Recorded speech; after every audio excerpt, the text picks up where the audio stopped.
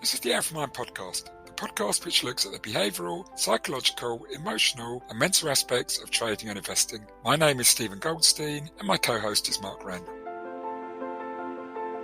Welcome to the Out of Mind podcast, where our guest today, joining myself and my co-host Mark Randall, is Nick Leeson.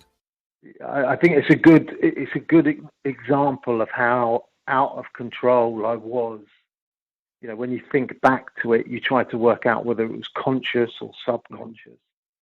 But I think the most important thing for me was being accountable and responsible for my actions. It was nobody else's actions.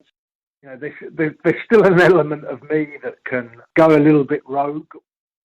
It's everybody in a Singaporean prison is a triad gang member, and that's without exception. The guards were all triad gang members as well. So you have to circumnavigate that. You know, the advantage for me, and everybody thought I was this uber criminal that had stolen $2 billion. So I let them think that. There's no point me trying to contradict them and saying, no, look, I messed up. I lost money. Now, most older listeners will know who Nick is and will be familiar with his story.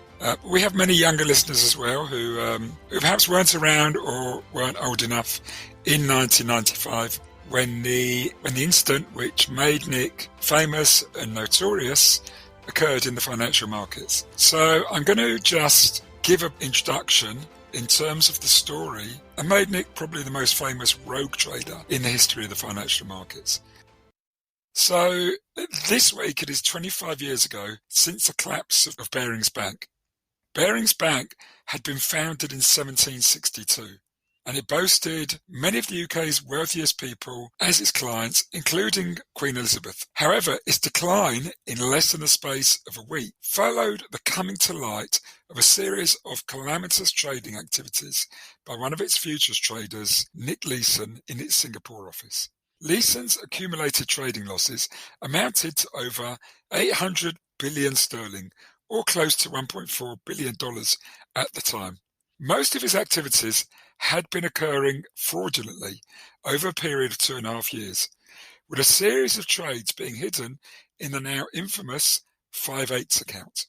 Leeson's original losses were relatively small, and with Leeson in charge of both the front office activities, where the trades were transacted, and the middle office activities where the trades were processed and accounting for, Nick had the ability to hide trades which had moved unfavourably for him. Over time, the losses started to spiral, and as they started to get out of control, Leeson started adopting a practice similar to what might be called a martingale gambling style of trading, which involved increasingly large risks in the hope that the losses would be wiped out by many significant but relatively small gains. Leeson started placing trades with a very high probability of success, but with relatively low payoffs. This style is not uncommon. However, the risk associated with them is that an outlier or black swan type event can leave them with potentially huge unrecoverable losses. This is exactly what happened. On the 17th of January 1995, a huge earthquake struck the Japanese city of Kobe, devastating the region with around 6,000 casualties. One of Leeson's low-reward, high-probability trades was an option strategy which would have been rewarded as long as the Japanese stock market stayed relatively stable. However, the earthquake that night caused a sharp drop in the value of the stock market. Facing huge losses the next day, Leeson started placing increasingly larger bets, hoping that the market would bounce back quickly. However, as the severity of the earthquake became clear, the market remained subdued and Leeson's losses skyrocketed. By the third week of February, Leeson's losses had got so large that there was no hope of recovering them. Leeson left a note which simply said, "I'm sorry," and fled Singapore. As his losses and disastrous transactions came to light, Barings Bank faced imminent collapse. His losses amounted to more than twice the available capital of the bank. The story quickly jumped from the financial pages to the front pages of the international media and then the main headlines of TV globally. No one knew where Leeson was, and an international manhunt took place. After a few days on the run, fleeing to Malaysia, Thailand, and finally Germany, Leeson was arrested in Frankfurt and extradited back to Singapore in November of 1995. In Singapore, he was incarcerated for over 6 years in Singapore's notorious Changi prison with some of Asia's most feared triad gang members. During that time, Leeson was diagnosed with colon cancer, and with a prognosis that was not optimistic, he was released early on health grounds in 1999. Leeson, however, made a strong recovery, and since 1999 has rebuilt his life. He remarried, moving to Ireland, taking on his new wife's children, and later having a child between them, despite Leeson having been warned that his high doses of chemotherapy meant his chances of having children were extremely slim. Being Nick Leeson could have been too much for many people, but Leeson was not most people. Having written a book in prison called Rogue Trader, which was later turned into a movie, Leeson built a career out of building who he was. On his website, he billed himself as the original Rogue Trader and was soon charging up to £7,000 a time to give talks about his experiences, often to financial institutions, in the ultimate case of poacher turned gamekeeper. 2 years ago, Nick was a contestant on the British reality TV show Celebrity Big Brother. People got the chance to see the real Nick Leeson, and many liked what they saw. A surprisingly humble, down-to-earth, honest, regular guy with humility born of working-class roots. Leeson came forth in the show, finishing behind well-known celebrities used to being in the public eye, including the film actress and movie star of the Cheers TV show, Kirstie Alley. Some reflections on our podcast interview before we launch into it. As you will hear, Nick was brutally frank about his failings. It's also worth bearing out that whilst obviously being seen as a criminal, his actions were not done out of a desire to thieve or steal funds, but mostly to hide failures. We are not excusing what he did, and he is very frank in accepting, as we said, his responsibility for his actions. One of the things which stood out to me from this interview was Leeson's steeliness and personal strength. He was a fighter, and perhaps this may have been his undoing. He fought to succeed, coming originally from humble roots, and then he fought to hold on to what he had gained. And perhaps this was his real failing. As you will hear, he had no one to tell him to stop fighting. If we make a comparison to boxing or cage fighting, once your opponent has a better of you, the referee steps in to pull him off you and stop the fight. I feel that somehow in Leeson's case, and this will become clear as you listen, he had no one above him in that role, no system that could act as a control or break. And as he fought and fought not to lose, he was faced with a fight that he could not win, and the situation took over. I'm going to make a comparison for our audience from the trading and investment world, and for people in other fields. Sometimes you have to stop and let go before you get consumed by the situation. One of the skills I've noticed in my work as a coach is some of the best traders, investment professionals, and managers and leaders that I have worked with is their ability to let go, to stop, to step away, close out a bad situation so they can live to fight another day. Now, Leeson's mental strength in this situation, I feel, may have been his undoing. And whilst it was his weakness on this occasion, it was also his strength. And as you will hear, elsewhere in his life, and with the first circumstances he faced as a result of his actions, the strength and survival instinct served him well. A rogue may be, but a fighter and a survivor too. Before we go into this podcast, a word about two very special podcasts we have coming up over the next 2 weeks, and which, for many reasons, I'm very keen to promote. Our guest will be David Tate.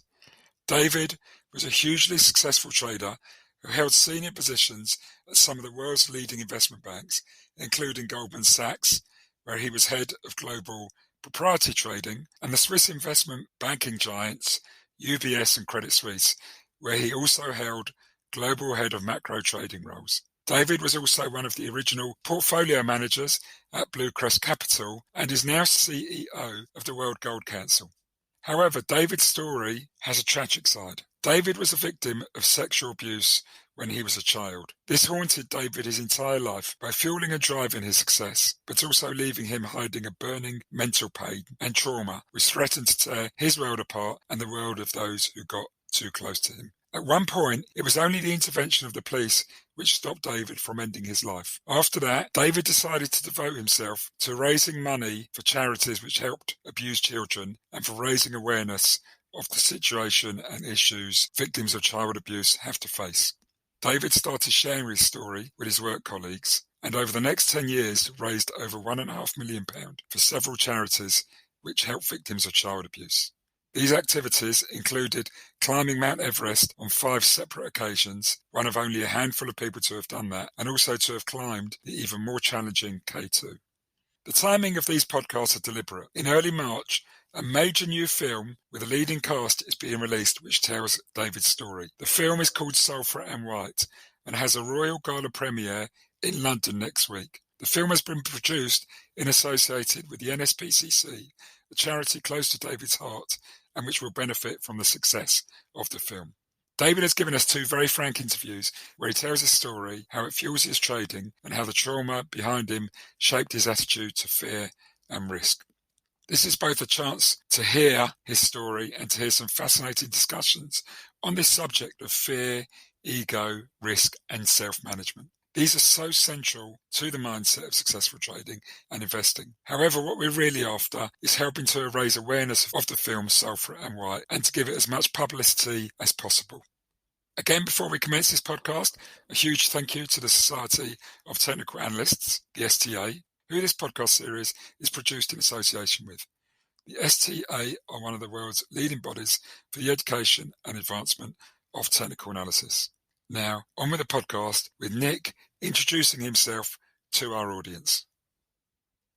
In '95, my name came to the fore in the world's media because I lost £862 million at the age of 28 and caused the collapse of a 233-year-old merchant bank, Barings. I look back on that period now, and it's almost half of my lifetime ago. I'm 52 years of age now, and it still will always be the most embarrassing period of my life in terms of what I wanted to achieve. I wanted to be successful, as everybody does, and there was lots of opportunity around in the financial markets at that particular time, just after Big Bang. And for a period of time, I did fantastically well, but at the age of 25, was flying high. By the age of 28, I was about to start a 6.5-year prison sentence in Singapore, which wasn't the easiest of places to go to prison. Right.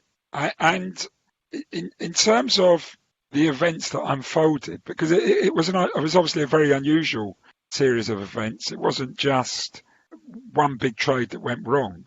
Are you able to just sort of describe that briefly? Sure. I mean, the trade-in or the illegal trade-in, the unchecked risk-taking, whichever you want to call it. I mean, it was all of those. I certainly can't deny that. So it was an accumulation over a period of 3 years, or slightly less than 3 years. Some success early on in Singapore, but limited. Probably started to go fairly badly wrong. I arrived in Singapore in 1992 at the age of 25. As I said, at that stage I hadn't really encountered anything that I couldn't cope with. This was the first occasion, and I made some bad decisions, reacted very badly in terms of the situations that confronted me at that time. And over the next 2.5-year period, from about September of 1992 through to February of 1995, the risk-taking or the unchecked risk-taking just increased on a month-by-month basis until the outcome was as described, £862 million worth of losses and the collapse of the bank. Just to pick up on that, if I could, I think certainly from those of us that were in the markets at the time, it felt more like that there was a systemic problem, a lack of control problem within the business you were working for, that just because it just almost allowed you to just carry on with that behavior of putting things in particular accounts and getting funded out of London. People talk about it being sort of, it's Nick Leeson that did this, but actually we've all got this capability as humans to be drawn into doing terrible things, and horrific things. However, when you've got an environment that kind of allows it, and temptation and whatnot, it's the allowance of that. It's the structure of the system that failed. Certainly when at the time we were looking at this, and it was, the headlines were about you, but actually those that were in the market were thinking, well, this wasn't particularly a Nick Leeson problem. This was the structure was wrong. I agree, and I agree wholeheartedly. I mean, if you look at the system, it was a systemic breakdown. I mean, if you look at any level of control that was supposed to have existed at the bank at the time, it didn't. You can go from settlements from the very beginning through to the board of directors, and you can pick fault with every single layer of that. It's quite breathtaking when you think about it from that perspective.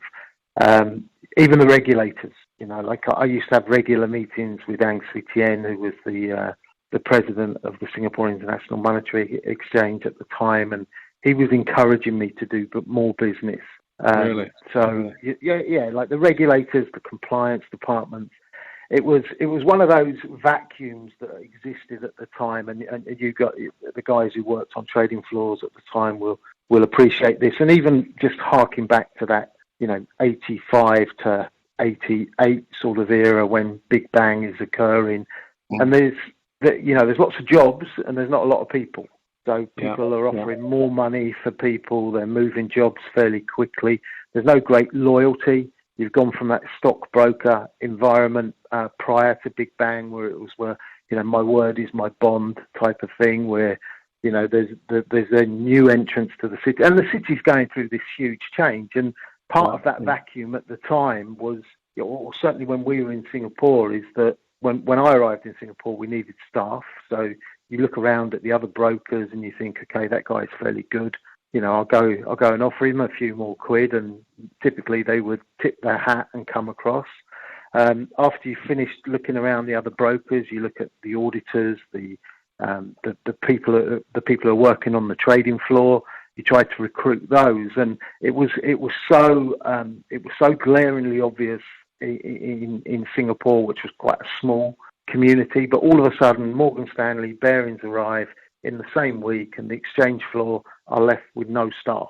Right. So so the breakdown was just everywhere, and everybody was doing their job and operating in their own little silo and not asking any questions about what was going on, and that continued throughout the 3-year period. It started to get a little bit better as people trained up. But even if you draw an analogy with Iceland many years later and stuff that went on there, it was a similar sort of thing. There wasn't a great deal of people in Iceland at the time with the right sort of expertise to control the market and to ask those difficult questions. And Singapore for me was an example of that. But it was, I always said at the time it probably couldn't have occurred in London because there were more professionals around who had better skill sets. In Singapore, we just sucked, not deliberately, but it was just a supply and demand equation.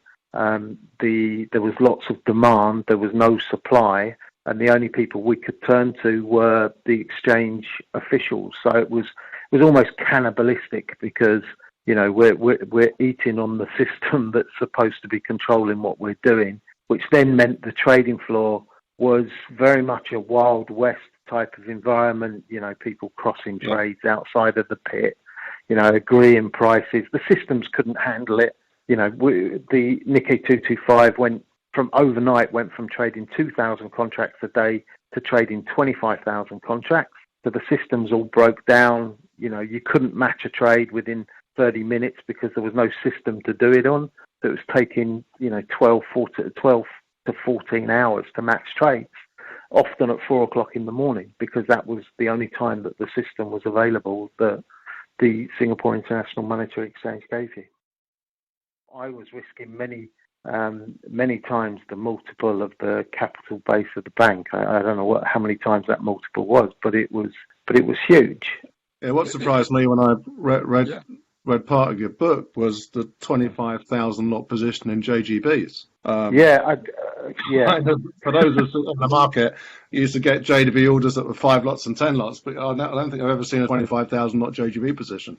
I think it's a good example of how out of control I was in those latter stages, and I suppose you look at it at the time, and a lot of the stuff that you're doing, you when you think back to it, you try to work out whether it was conscious or subconscious.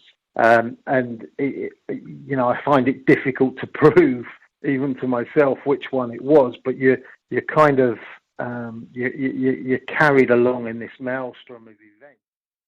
I was 28 when I went to prison in Singapore, so I'm 52 now. So I've had 24 years where it doesn't sort of occupy my mind every single day, but for a period after I was first incarcerated in Singapore, it does, or even when I was in prison in Germany as well, it does occupy a lot of your mind. I get the pressure to perform stuff, but I also don't like hiding. And whilst I can accept there is a pressure to perform, we all know what we're supposed to be doing. We know when we're not doing it, and there has to be a form of accountability and responsibility as well. And it took me a while to get there. The other thing is, as much as the breakdown was systemic, and I probably meant to say this earlier, I can't get angry by something that I did that was so wrong. So, when you summarize it all and you're trying to, and I know we're going to talk about coping and stuff in a while, but when you're trying to work out how you're going to cope with the situation, blaming other people, getting angry about it, are all such negative ways to deal with it. You kind of, the process for me, certainly whilst I was in prison in Singapore, was taking a long, hard look at myself and pulling back that veneer and trying to work out why I made some of the decisions that I did, and trying to come to terms with that, because then at least you can start to build yourself back up and take advantage of the second opportunity. It's like I've done stuff for big law firms as well, who are representing people who've been involved in libel, many years later. And, whilst they're paying me to go and talk at their event to put bums on seats, if I have a difference of opinion with them, I'll tell them. And pressure to perform is the one that the lawyers tend to, bring out as a mitigating factor for anybody who does anything wrong. And as much as we may not have been from the traditional recruiting grounds for the world of banking, we all know the difference between right and wrong. And that's why I don't really, or I try not to, I don't think hide's not the right word. When I came back from Singapore in 1999, when I was released, you kind of have a choice. You can sort of mold away into the background and try to ignore what happened, try to avoid it as much as you can. But I'd been avoiding things for 3 or 4 years at that stage, avoiding the realization of the losses, avoiding the realization of my own failure, which was the big thing that I really couldn't do throughout the entire period. So, I chose to not necessarily confront it, but to deal with it head on. And, that started with dealing with it in the media. So it's been a long journey for me, but I think the most important thing for me was being accountable and responsible for my actions. It was nobody else's actions. They were all crap at their job, but it was me that initiated every single trade. It was me that concealed it into the 5/8 account. It was me, that swerved the auditors when they were coming in, although they weren't particularly good. So, I do come across people from Barings all of the time, from senior management down to people who worked in settlements. And if one of them was to say to me that they were particularly good at their job, I'd probably use an expletive that would suggest that they were completely the opposite. Because they can't say that they were. One of the questions I often get asked is, should have other people gone to jail? I don't think so. If you go back to 92, 95, there wasn't a great deal of personal liability or culpability. And if if somebody's going to go on trial, you need something in the statute book that you're going to charge them with, and stupidity is probably what they were guilty of. But there is no law against stupidity. We're all stupid from time to time. The fact that they were stupid continually as I was, right? I'm not going to tarry anybody with a brush that I won't use for myself. But continually for a 2.5 year period, everybody was incompetence and negligence everywhere, mine very much included. And anybody who suggests otherwise to me will get the swear word in return. We won't use it on your program, but it would make it very clear that there was no chance that was the case. That's very honest and very refreshing from you. And I'll be honest, having seen you on the Big Brother show, this last bit doesn't surprise me, because you came across very, very well on that. Okay, thank you. And I guess that was the real you. Oh, very much so. It's, Big Brother, it's, I have a very matter-of-fact way to, a guy who's a friend of mine who's, he's quite big in the PR world. We've done 2 things, I think, in the last 25 years. He'll tell you that they're the 2 most profitable things that I've done in the last 25 years, and he's probably right. When you look at it's very good for your image. I must say. He just came across as a normal bloke, right? And I am. Nothing wrong with that. At the time of Barings, I was a normal bloke as well. Yeah, exactly. I was given far too much freedom. I could do what I wanted when I wanted it. Everybody believed what I was doing. And I was 25 years of age when I was in Singapore, and I don't know if it was you, Steve, or you, Mark, who said it in the beginning. There was, it was sink or swim. We've got this job. Do you want it? When I moved to Singapore, I had a choice of going to Sydney to run the futures operation down there. I had a choice of going to the Singapore International Monetary Exchange. What direct experience did I have? Very limited. What management skills did I have or expertise that was going to be able to help me to do that job? Absolutely none.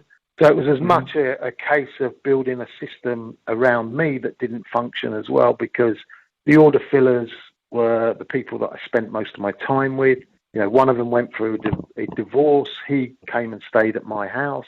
So there was no real differentiation. There was no manager-employee type of relationship. From an organisational, this wasn't from an organisational perspective. Barings in Singapore was an example of how not to do it on every level you can imagine. Yeah. None of it excuses me, though. We are just pausing the podcast to tell you about the Society of Technical Analysts, who this podcast is produced in association with. The STA is the world's oldest body for the advancement of technical analysis education. Their education and diplomas are designed and delivered by some of the leading figures in the field of technical analysis, and at some of the world's leading academic institutions, including the London School of Economics, King's College, and Queen Mary University. They also run an outstanding home study diploma, where you can boost your knowledge and understanding of the field of technical analysis to help improve your own trading, to help with the design of your own trading systems, or to improve your chances of landing a research or trading role within the industry. To find out more about their excellent education programs and other services, go to sta-uk.org or Google Society of Technical Analysts. Now back to the podcast. We lived outside of the main part of Singapore. We're out in Bukit Timah, which is out by the racecourse. It's a lovely lifestyle as it is if you live in Asia, compared to some of the places you can live in Watford and Ireland, where there's a bit of rain and it's cold and stuff like that. But no, I wouldn't. I think what happened during the 3 years in Singapore is there's so much pretense throughout that period. I'd go into the trading floor and I'd know the position that I had behind me, how far down the pan it was at that stage. And once it went past a certain level, your element of choice was taken away. Like if I'm long 10,000 futures and the market only trades 20, I'm not going to be able to unwind that. Mm-hmm. So, you're almost going in with this stoic look on your face and saying, like, I'll buy another 10,000. Yeah. And then there's another 10,000 you're buying in Japan. So, certainly I think my initial coping strategy was alcohol, which is a poor coping strategy and is another way of postponing what's going on. Mm-hmm. And the bravado, I think, that some people point to during that period was very much a veneer and very much trading floor focused. Whereas yourself, if you show weakness, people will take advantage. Yeah, I'll just go back to what Steve was saying about when I joined the trading floor back in '82. I was very introvert, but one thing that the floor did to me was that it kind of toughened me up a lot. Because as when things get busy on a trading floor, you can't describe to what it feels like to be in the midst of so much flow with so much stuff to have to deal with. You just can't. I don't think I've seen a program that really describes that at all. But you have to cope with it, and you learn to cope with it. And I'm wondering whether that period in your career where you survived and thrived to a certain extent on the trading floor, and there were social skills that came with that. But what of those qualities of you actually became quite important in your coping mechanism for what then ensued in your journey, post the collapse of Barings? Well, I think social skills is a key part. I did some consultancy for a bank in South Africa a few years ago, and there was a lady who was in charge of she was the board representative for risk management. And one of the questions she asked me at one of the board meetings one day was, if you had to describe what your greatest attribute or a couple of your greatest attributes were, or skill sets that got you to where you are, or got you to where you were within the organisation, my answer would have been that I was very socially adept and could, handle myself in a situation where I'm working in a very blue-blooded bank where everybody is educated to a different level to me, but at the same time switch to a trading floor, which is at the time would have been certainly wouldn't have been blue-blooded. But then the other extension from that is also, handle myself in situations with my friends and family who I grew up with who were in totally different industries. So being appropriate or being valid and consistent within each of those environments. So I think the socially adept part of it certainly does come from the trading floor, where you have to, sometimes you're trying to knock somebody out, and other times you're trying to get somebody to do you a favour. So nothing, as you know yourself, no 2 days are the same, and the sort of situations that you confront. But yeah, no, trying to, and I often say this as well. I was in prison in Singapore I was in the Singapore side of it for close to 4 years, and again, you have to be socially adept to survive in prison, because if you're not, then you're either bravado is going to get you nowhere in Singapore prison unless you're Conor McGregor, and it'll only get you so far. Somebody. There's always, I'm a firm believer that there's always somebody. It doesn't matter who you are. There's somebody more dangerous than you somewhere. So you kind of you don't approach it from that perspective. It's Asia, so you have to understand the concept of face and giving everybody face, and how you how that works on a daily basis. There's rules and things you do and things you don't do. It's everybody in a Singaporean prison is a triad gang member. So, and that's without exception. The guards were all triad gang members as well. So you have to circumnavigate that, and Some people do. The majority of people do circumnavigate it. Some because they're forced to join gangs. There were a couple of English people who came in towards the end of my sentence, and they didn't do it particularly well, and got beat up fairly regularly. But the advantage for me, and was the point I was trying to get to, is that everybody thought I was this uber criminal that had stolen $2 billion. So I let them think that. There's no point me trying to contradict them and saying, no, look, I messed up. I lost money, and they'd all be, I think right towards the end, the Sun newspaper turned up in Singapore just before I was going to be released, and they got some ex-Singaporean inmate who apparently told him that I told him where I'd hidden all of the money.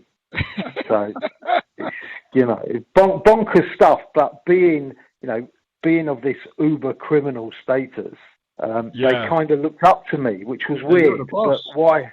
Yeah, well, I wasn't quite the boss or the daddy. I was at a level where I didn't need to fight every day. So in a triad gang, there's a hierarchy. So the triad gangs, a lot of them are very Chinese, from a dialect and from a nationality perspective or a race perspective, and they tend to be Chinese people who are the least educated in Singapore. They don't have a great deal of English, so they kind of they communicate with other generals of other triad gangs if there's going to be a clash or there's something else going on. So I was kind of at that level, but I had no gang. It was just me. Wow. So, but it enabled me to survive. And you don't really think of it at the time, but with hindsight, you kind of accept the validity of it. And again, going back to what we were talking about at the beginning, it's being socially adept and being able to handle yourself in a specific situation. The hardest thing to deal with is your own mind, right? Because you're in a very grey area. So I was in a grey area when I was in prison in Germany, and everybody was speculating about how big my sentence was going to be. So I was facing 7 charges of cheating. Each charge carries 12 years in prison. Therefore, I'm going to jail for 84 years, if you believe what the Sun or the Mirror was printing. 84 years made me dead. That's not something that I'm going to particularly look forward to. So it's very grey, and you've just got the constant turmoil in your mind, thinking, well, is this going to happen? Is that going to happen? What's going on with my wife? What's my lawyer doing at this time? How's this particular thing going? So the thing for me was, I needed to get things as black and white as I possibly could, and avoid the grey. And so when after 6 months, we started to agree some terms and conditions with the Singaporeans. And whilst you don't like what the maximum sentence is going to be, you can start to get your mind around it. And it's very much in that black and white sort of environment. Exactly the same in prison in Singapore, the length of the sentence, what's going on with your family back at home or your wife back at home. And you try to put yourself in their position and think, well, what would I be doing? And you just need to get that definite status in terms of some form of black and white, and which is ultimately why I offered the divorce fairly early on during my time in Singapore, because dealing with the black and white was easier than dealing with the grey area. Overall, it seems though that family was almost your rock throughout a lot of this. Yeah, and it wasn't. I mean, it wasn't just family. And I think the point I was trying to get to a minute ago was things that you learn in prison, and there aren't a great deal of them. Firstly, the strength. You also realise that there are things in your life you can influence and things that you can't influence. And the things that you can't influence, you just can't waste any time on. So I used to have a guard. He used to come around every morning, this guard, and he'd turn the water on. There was a wire mesh behind the cell, so he'd turn the water on, and then an hour later he'd come and turn it off. So if you can imagine, it's 100 degrees at 6 o'clock in the morning. 7 o'clock, they let you out for your hour of the day, and I wanted to kill this guy because there wasn't any water. You wouldn't have any water for the whole day unless you took it out of the hole in the floor that you use to urinate and defecate in. So, I'd say, can you not leave the water on for a bit longer? And it got to the stage that you just, you're getting hotter and hotter, more and more. The rage is coming on stronger and stronger and stronger. And this little guy is about to open the door and you want to kill him. But eventually you realise that the only person you're upsetting is yourself. And it's about containing all of those emotions that are really negative and reframing the way that you think about things. So, that's one way in terms of only focusing on the things that I can influence. I couldn't influence his behaviour. He had a piece of paper that said that he turned it on at 7 and he turned it off at 8, and that was his job. That's what he had to do. Any divergence from that, and he was going to lose his job. So that's fair enough. But there were other things as well. Family were exceptionally strong throughout. My lawyer was very good as well. He would always keep in contact. We almost became friends, or we did become friends, as opposed to him representing me as well. That's the English lawyer. But I also used to get an awful lot of mail from my time in Germany right through to the end of my time in Singapore. I was probably getting 15 to 20 letters a week. Some of them were from some very random people. But again, just the way that you frame your mind on you've got nothing to look forward to. You might have a visit in 3 months or 4 months, which is too far away in terms of your visual horizon. So, I used to spend my time thinking you couldn't get a letter on a Saturday or a Sunday. They just didn't put them into the main areas. But on a Monday, I had a 1 in 5 chance of receiving a letter. And then if it didn't arrive on a Monday, rather than being, downcast about that, you'd focus on the fact that you've got a 1 in 4 chance of receiving a letter on a Tuesday. So it's just simple ways that you can reframe the way that you approach the day. And pretty much every week throughout the 4.5-year sentence, I would get a letter at some stage that week. So it's just, trying to put a positive spin on the next thing that you can look forward to, which in my case was always letters. Yeah, so it sounds very similar to like those in the First World War at the front, that were what helped them were the significant messages from home that kept their spirits up under. Yeah, most definitely, yeah. One of the things which jumps out at me, and it's a little bit in keeping with the theme of our podcasts, we very much focus on the mind. There's a lot of trading stuff is focused on the what to do. We like to focus more on the how to be. So how to optimize the mind is always fascinating for us. And it sounds like that was one of the battles you may have won when you were in prison. I don't know. Sometimes you sit at home and you think about it. I might have, Look, I think it's obviously your mind and the way that it occupies your thoughts and whatever else is a very powerful tool. I mean, and this is a silly example. I mean, I still trade from time to time. It's difficult to avoid it when you've been involved in it for a while. So I, rather than beating myself up about anything for too long, again, I'm quite black and white about stuff. When stuff is done, it's done. Like I was in Miami over Christmas, and my youngest son, who's 15, had just got a new iPhone 11, and he left it in the taxi about 2 days after he got it. And I mean, you can beat him up, and figuratively, you can give him a hard time about it, but it's not going to make the phone come back. So I'm very matter of fact about things that occur. Now, we did get the phone back in the end because we managed to sort something out with Find My iPhone, and the taxi driver brought it back in the end for a reward. But I'm not, if somebody hits the car or stuff like that, not something that I worry about for a long period of time. I'll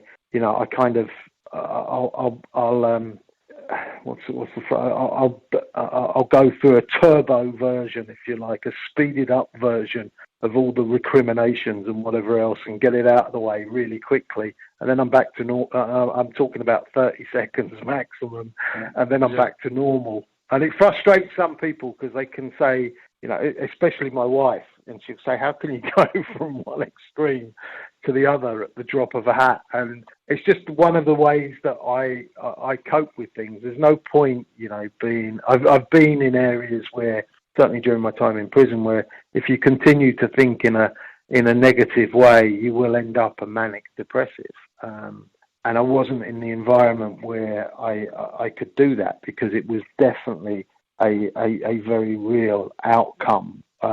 So, I speed things up these days. So if there is some recrimination, I'll just sort of, beat myself up really, really badly for the 30 seconds, and then, that's done with. I'm not doing that again. I'll beat myself up really badly for the 30 seconds, but it is then parked and won't be looked at again. I was diagnosed with colon cancer whilst I was in prison in Singapore. But again, I probably went through 8 days prior to being diagnosed in a prison ward in a hospital in Singapore, where again I'm very much back in that grey area. And then, post-diagnosis, it's done.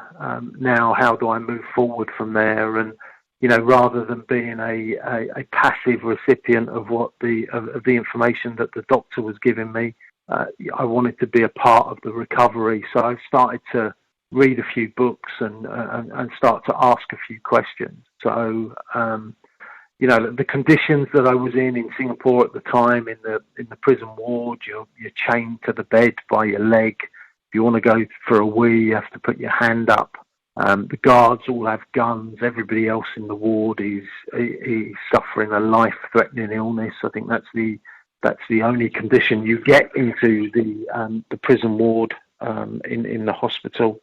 So, even though I was in that grey area and I was chained to the bed, there were other conditions that kind of, invoked this, I don't know if it's a stiff upper lip or this belief that, you were going to show them that you were going to be able to survive this and overcome it. And so, when I was offered chemotherapy, I refused it because I said, before I went to the prison or before I went to the hospital, I didn't know you were going to chain me to the bed. Now I know that you're going to chain me to the bed. I'm not going to let you do it. So I won't have the chemotherapy. You can keep it. And they were kind of up in arms for 2 or 3 days, showing me all these standing operating procedures, saying, if you're sick and you have to go to the hospital, you have to be chained to the bed. And I said, well, and they expected me to have to stay in hospital for 6 months. So in the end, we agreed that I would go daily to the hospital, have the chemotherapy, and then come back in the afternoon. So I would go out and I'd exercise and I'd do pull-ups. I had 38 staples in my stomach. It's kind of more of that FU sort of mentality, I'll show you type of thing. So then it was very much me against them, and that kind of spurred me on a little bit. And and you visualize stuff. So for me, exercising and sweating was one way. As much as they put the chemotherapy into me in the morning, if I was then exercising and sweating in the afternoon, that for me was visualizing the chemotherapy leaving my body. So there's a few things like that. But in terms of lessons taught by the prison, firstly, not to go back, but just really the key one was, just focus on the things that you can influence in life, and just what the others just do not worry about at all. No, indeed. I think the dwelling on things is a massive problem within the mental health field in general, where people tend to live in the world that happened that they have no control over, rather than just being there for the present and being very optimistic and positive about what's to come. Which I think you managed to create your own method of controlling that, which is fantastic, really, for what you've managed to do in terms of managing yourself. I've got a question. I mean, you've had some amazing experiences. many which I'm sure most people would never want to go near in their entire life. Yeah. And I'm sure you wish you hadn't. But, there's this burning question I've got inside me, which is, Yeah. what's it like being Nick Leeson? Because there's almost two of you. There's the version of you that we're hearing here, that Yeah. we saw on Big Brother and that I'm sure all your friends and family love. Yeah. And then there's this kind of Nick Leeson, almost the myth or the legend, maybe the legend, whose whose story went round the world. It was a global story. It wasn't, for anyone listening, this wasn't just a British story or a market story. I think you're probably on the front page of every single newspaper in the world. Yep. And there was an international manhunt for you. And I guess there's almost, like we say, this narrative which is formed about you. Yeah. How's it? Is there something being Nick Leeson? Is this something you have to manage? Is it? You have to, like, the only person who has to manage it is me. My family do sometimes. I mean, you'll get, and it's the, let me go back to sort of 95 and when the story's unfurling. So, and it was me fleeing Singapore and then being on, as you mentioned, on the front page of all of the newspapers. The newspapers at the time, they weren't quite the Wild West that the trading floor was in Singapore, but they weren't far from it. So, you've got this huge media story, and there's no access to me. So they can't get to the source. So they're printing a load of stuff that may or may not be true. And they're not really bothered. So there's a lot of sensational stuff. I did a brief lunch for this friend of mine who works in PR. And at the end of it, they presented me with a copy of the Times from the weekend of the collapse of the bank, and there were 31 pages in the newspaper, and 28 of them were about me.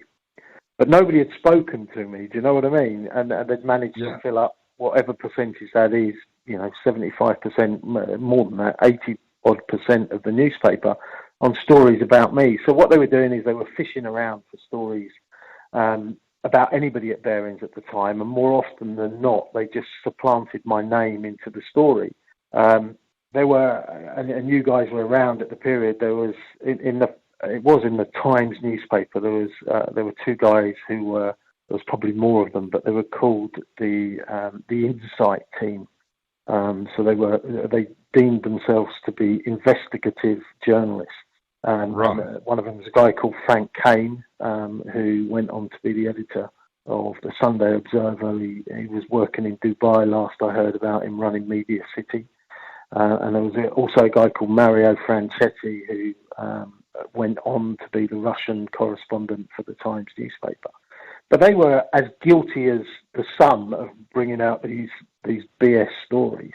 And they're very spectacularly at the beginning of 1996. The liquidators from London, the liquidators from Singapore, police from both locations arrived into the prison in Singapore. I came out of the cell at 7 o'clock in the morning and had to meet about 12 people in this room, and they all had those big leather legal attaché cases with them. And so I sat down and I said, as much as I love seeing you, which I didn't, what do you want? And they said, we found it. And I said, I have no idea what you're talking about. I don't have any legal representation here. So unless you've got something that's really important that you need to talk to me about, you can either bring my lawyer, I'll bring him over from the UK, or bring my Singaporean lawyer, and then we can discuss it. And they said, well, let's show you what we've got first. And they said, we found your bank account. I said, that you can't have, because there is no bank account. This isn't a maybe or an if scenario for me, right? I know for fact there is no bank account. So I don't know what on earth you guys are talking about. So there's not an ounce of worry in my perspective. So all of a sudden they rustled around in one of these big leather briefcases and they brought out the Times newspaper. And it said, you can probably Google and find this one, but the headline was Leeson's £50 million bank account. And this piece was written by Kane and Franchetti, the two guys I mentioned before. I said, that's a newspaper. Right? If you bring me a bank statement, bring me my lawyer at the same time and I'll answer your questions. but that's a bank statement. That's a newspaper. That's not proof. That's a newspaper. So they went, and I never saw them again. When I was being released in 1999, a few of the newspapers wanted me to do an article for them. One of them was the Sunday Observer. My lawyer, Stephen Pollard, got a phone call from Frank Kane saying, would Nick do an article for us?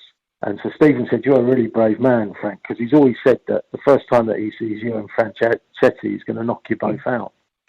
So it's up to you. So there was an amount of money offered, and he said, you can take your chances. And so I went to, I met Frank Kane down in Le Gavroche in Mayfair.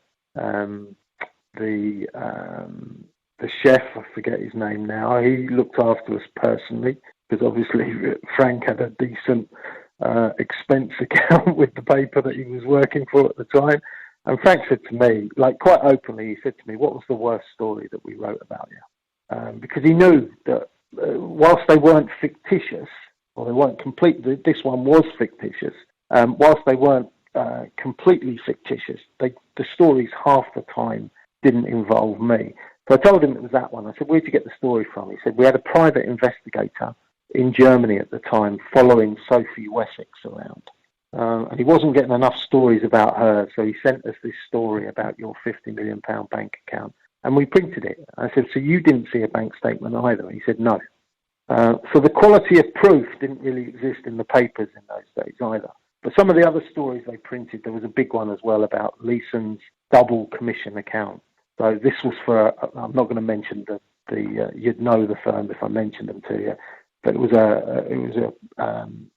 a group of traders who were global at the time, but they would, they'd place an order, or they were market makers in certain markets, and we would also get some orders in different products coming into the sales desk in Tokyo, and that might get directed directly to this company rather than going through a complete, valid, legal open outcry route. So, it might go straight to their desk and then get crossed.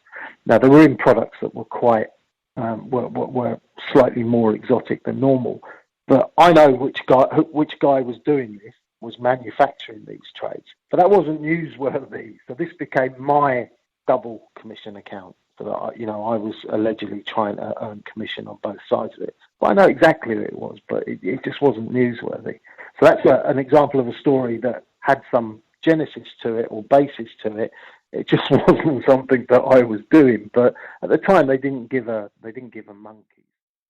We will return to the podcast in a second. First, a few short words about my colleague Mark Randall. Mark Randall is globally respected for running workshops and transformative programs at some of the world's largest companies, optimizing mindset, well-being, and performance of individuals and cultures. From traders right through to board members, Mark's authentic and unique approach has become recognized as a powerful toolkit to transform the mind into a weapon. More than 25,000 people have benefited from Mark's training. For more details, go to markrandallconsultancy.com. Now back to the podcast. What's most difficult now? Obviously, I've remarried. I've got 3 kids. It's 25 years since the collapse of the bank. Undoubtedly, not necessarily the world's media, but the English media will run a few stories. There'll be a picture of me with my ex-wife. My current wife hates that. Right. So you can't. That's the only one. That's the only way I really need to manage it. So sometimes it's better to me to talk to the media and say, okay, I'll do it on the basis that you don't use any old pictures or whatever. So that's the only way I really have to manage it.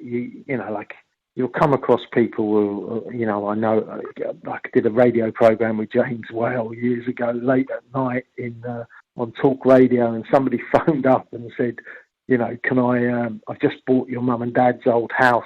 Should I dig up the garden? If something's funny, it's funny. I have a sense of humour. I don't mind that. That's kind of, working class humour. That's fine. Absolutely. People get a little bit too sanctimonious about stuff, and it doesn't happen too much these days. But a few years ago, you might get some somebody who would regard themselves as a very traditional chartered accountant in a family business that's been going for 8 million years or something. Oh no, I couldn't possibly listen to that guy, or I wouldn't possibly go to an event. I couldn't buy a table. And the majority of the time, they turn up at these events anyway. They just don't want to pay for it, and they go and sit on somebody else's table. Right. Many years ago, I had AIB, who's a bank over here in Ireland. I was doing a charity event for a particular, I can't remember what the charity was, but it was front page news in the Irish newspapers that they refused to buy a table because I was attending and speaking at the event. You turn up at the event and half the people who work in AIB were there anyway, because they all come over and introduce themselves, but they deemed, it wasn't the right thing to be buying a table at an event where I was speaking, even though it was for charity. Wow. Well, I don't get too much of that. I don't get. You just have to be. You just have to be philosophical about stuff. It's like years ago when I first came back from Singapore in '99. You just need to understand the situation, and like Barings was all about people not understanding how the business fitted together and not really, trying to understand it. But one of the things that frustrated me when I first came back from Singapore was we used to sit down with the liquidators and have discussions with them, and like we could have not necessarily a joke, but we could have a laugh about things that had happened. You'd sit down. They weren't really people that I was going to go out for a beer with. Do you know what I mean? They were. They came from a different sort of background, better education than me, and they've done obviously very well within their careers. But you can have there's a certain amount of humour you can have in that environment, although it's investigative and it's investigative of me. But you as much as you have a laugh and a joke with them, they would then go out and speak to the media, or they'd get a phone call from the media, and it was, they delivered a message, which could have been completely different from what went on, or a completely different feel about it to the meeting that I'd just been in. But you have to realise they've got a job to do. They've got their careers to look after. So as much as we could laugh and joke behind closed doors, in front of those doors, they're going to deliver what they need to deliver. And so understanding that, which again I think is something that is important to me. Like I don't get frustrated if somebody comes out and says something about me. When I turn up at events, I always get asked, how do you want to introduce me? I don't mind. Say what is most relevant or befitting of what you think of those times. I'm not going to give you a written down introduction of how I want to be introduced. It's, that's up to you. The people who are important to me are my friends and family, and they know who I am. So once you extend outside of that, like I've not been to an event in, like, as you mentioned, it's 25 years since the collapse of the bank. So it's over 20 years since my release from Singapore. So, in that time, I wouldn't like to think how many conferences and after dinners I've done, but it must be it's got to be approaching 1,000 maybe. And, got to be getting close to that number. It's definitely above 500. I'll think about it later on and give you a proper number. But it's a big number, and like I've never been at one of those events and not had somebody come up to me. And it happened last week in Dubai. A lawyer who said, I didn't know what to expect. I didn't expect what you said, but you've really changed my opinion of you, the person. And now I don't go out to do that either. I just tell the story. Standing on the stage, if you tell lies, you get found out pretty quickly, I believe. So there's no point telling any lies. So I just tell the story as honestly and as candidly as I possibly can.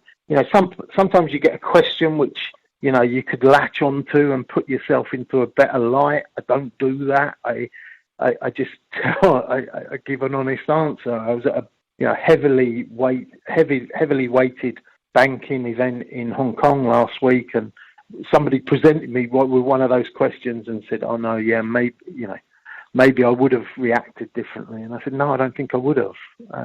I can't remember exactly what the question was, but it would have been quite easy to paint myself in a better light. But no, it's like I said, prison gave me that opportunity to take my foot off the brake and have a long, hard look at myself. And you come to the conclusion that you don't necessarily like not yourself, but like a lot about yourself. But it gives you that opportunity to then change it from there. I've still got bits I don't like. I think we all have that. I think behaviour exists on a continuum. There's a good end and there's a bad end, and I've had experience of both of them over the years. And hopefully, I'm definitely in a better place than I was 25 years ago, but hopefully I'm a better person as well for that. It's, I'm very family focused. It was all about success and getting to the top of the organisation back in the day. Yeah. You sort of found your purpose, so to speak.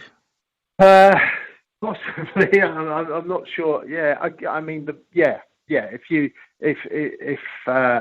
So family is very much that purpose. I think success is an important thing. So one of the ways I garner success is by them achieving. Yeah. Rather than me trying to. But again, there are simplified and valid ways by which you can think differently about success. I use the word success. I did some work with a psychologist years ago who uses the phrase status. I never, and still to this day, I don't view it in that way, because success was the word I understood at the time. But you can gain status by putting food on the table for your kids to eat. So it doesn't need to be the exalted opinion that I had, which was of being at the top of the organisation and making all the important decisions. There's a lesson for many people there. Absolutely, yeah. There's still an element of me that can go a little bit rogue. I'm just the same as I was when I was 19, 20. A couple of years older than that. I'll go out for a few beers or whatever with friends. There's always a danger element involved in that. That's no different to the way that I was when I was growing up. I certainly don't drink a great deal, but if I'm going to go out and have a few beers, I tend to overindulge. That's always the way that I've been. I'd wake up on a Monday morning, everybody else would have gone to work, and I'd be getting quite depressed because I had a hangover, but nothing else. So it quickly became important to me to put some form of structure back in my life. Family does that very much to this day, but at that time it was kind of me.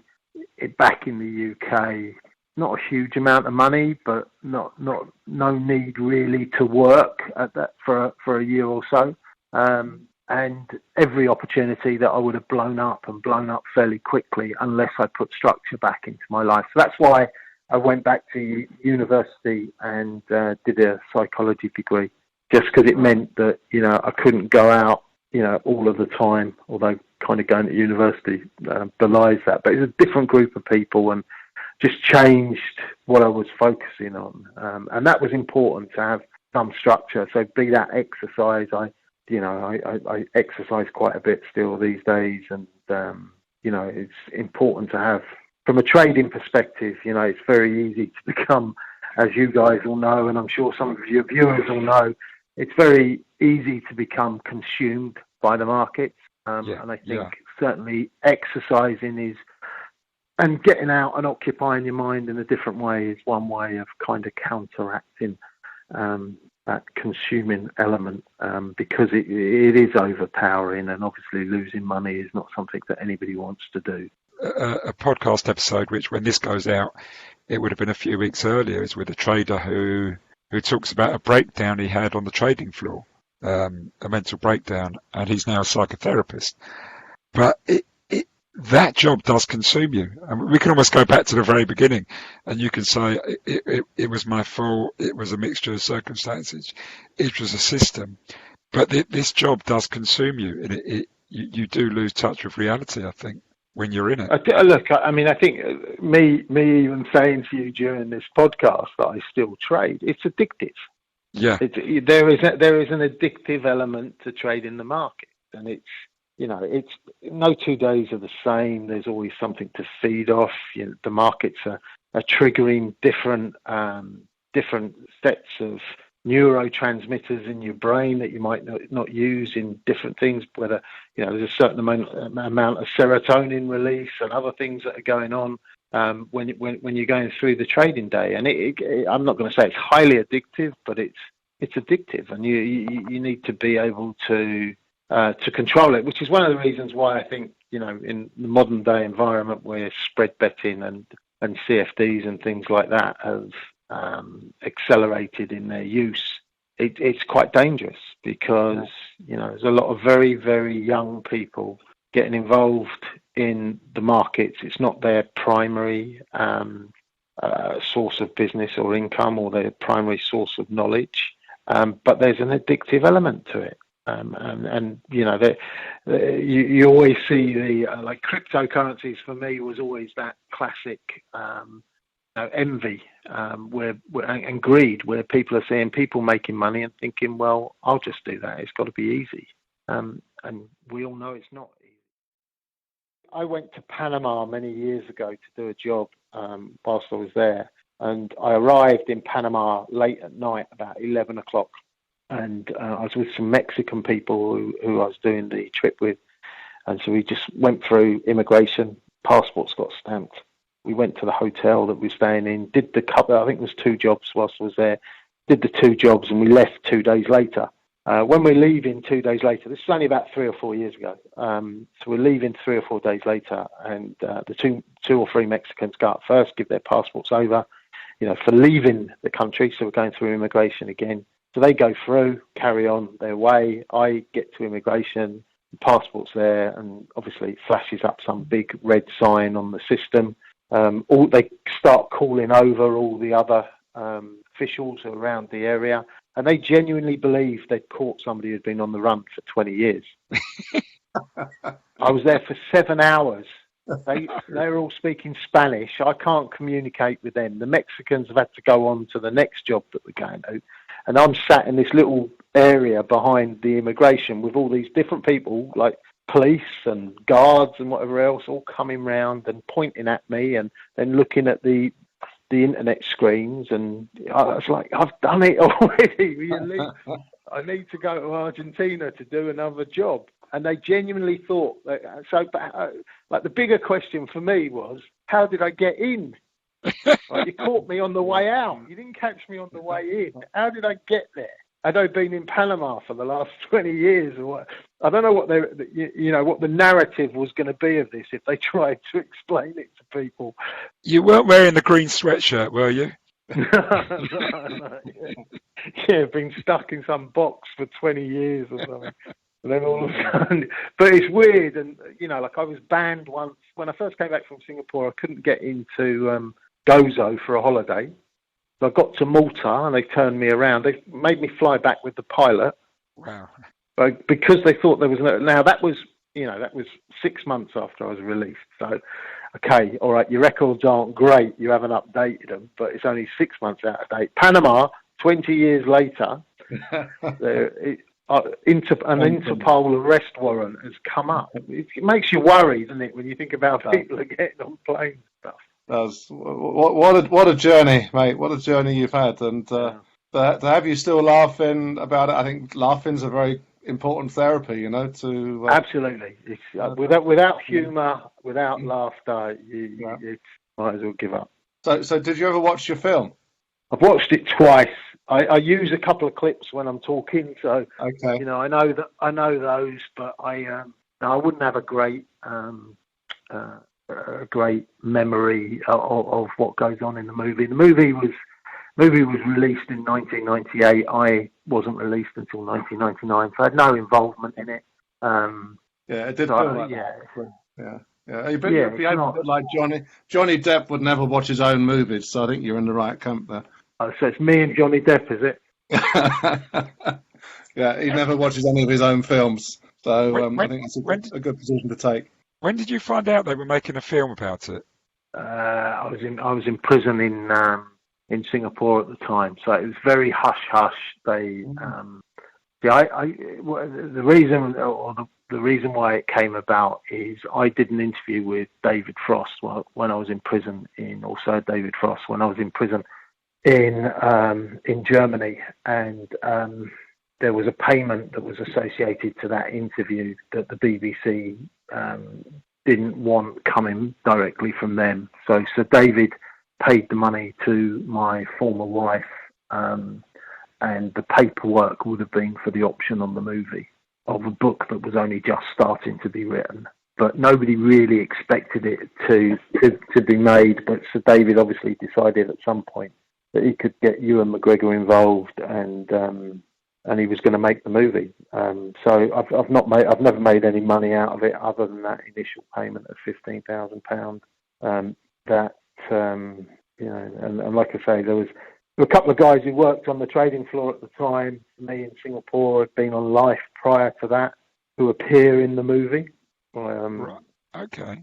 If you watch it closely, you might be able to pick them out. If you know any of the people that were on the floor in Singapore at the time, there's two of them, both English. Right. But one of them had worked. One of them, I better not mention which firms they worked for, but they did work on Life for a period of time, both of them. So, but then I think they were going to pursue an acting career after this, but didn't come off. You're the first guest we've had who's been played by Ewan McGregor, a major Hollywood star. So. And I've never met him. He, right, okay. Our paths cross from time to time. He lives around Aberdeen, which is where my mother was originally from, and I've done a couple of things up that way and met people who know him. But it must be tough, portraying somebody who's still alive. If you can always you can say certain things if a person's already dead in the way that you characterise them, but not that we wouldn't kick off, I'm sure, anyway. I don't remember enough about it for it to be an issue, anyway. So David was quite sympathetic as well. That's probably where it comes from. And I've heard that said, and I think there were a few interviews that he did at the time that would have backed up that school of thought as well. So it's just I don't think it was it wasn't a bad portrayal or anything. There's lots of literary license, if you like, or poetic license. George driving around in a Porsche. I can't think what car he had, if he had a car, but it definitely wasn't a Porsche. I know that. There's an image of me going to the airport in some beat-up old car. Exactly the same thing. I used to drive a Mercedes when I was in Singapore, so I'm sure I drove the Mercedes to the airport rather than this car that I'd never seen before in my life. We've really appreciated your honesty. I think that this story of resilience and social awareness is just so important through life. The ability to not dwell and move on and be positive. And you reset your life. You created this toolkit around yourself to reset yourself and to move forward with a very different purpose. And I think we've got to leave you with a message that we wish you much luck in the new career path, and that you flourish, and that you and your family just have the most wonderful time in Ireland. So thank you very much indeed, Nick. It's been an absolute pleasure. All right, no problem at all. Thank you once again to Nick Leeson for being our guest this week. And thank you once again to the Society of Technical Analysts. To learn more about the STA, the Society of Technical Analysts, visit their website, sta-uk.org. You can learn about their education programs, including their diploma programs and their home study diploma course. Stephen Goldstein is one of the financial market's leading performance and executive coaches. His work helps people unleash their potential as traders and investment professionals, helping them develop the key mental aspects for optimal trading and investment performance. As well as coaching private individuals, Stephen also works with risk professionals inside some of the world's leading investment banks, hedge funds, asset management firms, and energy and commodity trading businesses. Stephen also coaches leaders, managers, teams, and whole business systems, and is one of the leading executive and systemic coaches in the financial market industry. For more details of his work, visit his website, alpharcubed.com. That's the letter R. Or email info@alpharcubed.com. If you have enjoyed this podcast or any of our other podcasts, please go on to iTunes or whichever service you use and give us a rating, and even better than that, give us a review. You can also find out more about us by visiting our website, alpha-mind.net, or our individual websites, alpharcubed.com and markrandallconsultancy.com. We also have a blog, and you can visit that by Googling Alpha Mind blog or visiting alphamindblog.blogspot.com. At the top of our blog, you will see some links, including a link to our powerful one-to-one Alpha Mind coaching program, which works with traders and investment professionals, both privately and inside financial market institutions. You can visit us on social media. Our Twitter handles are @AlphaMind101 and @AlphaMind102, and we are happy to connect with you on LinkedIn, Stephen Goldstein and Mark Randall, and we have a LinkedIn group, the Alpha Mind LinkedIn group. Please also feel free to check out our backload of episodes. We have many great interviews with many people covering a whole range of subjects. That just leaves us to say thank you very much, and be sure to check in to our future episodes. Thank you.